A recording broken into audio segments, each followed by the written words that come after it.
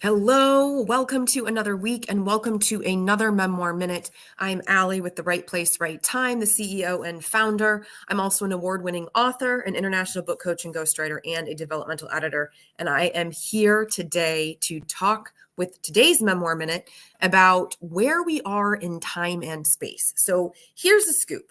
Throughout this month, I have been focusing on writing a compelling memoir, different ways to draft your manuscript when you're thinking about character, structure, organization, scene, plot building, all those things. One of the things that I see first-time memoirists do all the time is forget to ground the reader in where we are in time and space.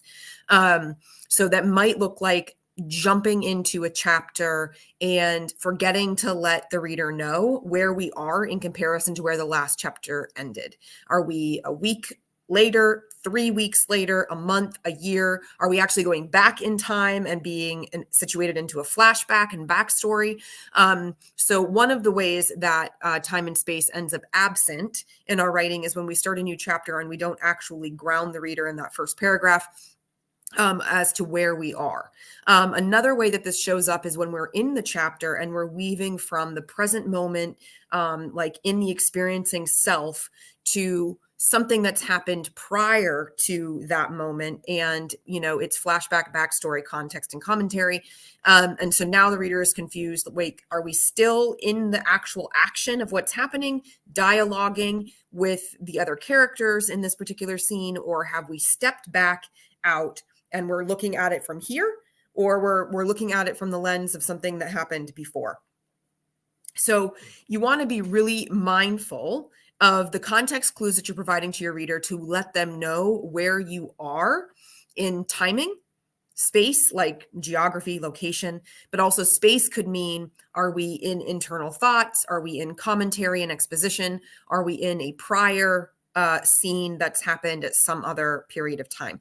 So you want to be mindful of those transitions.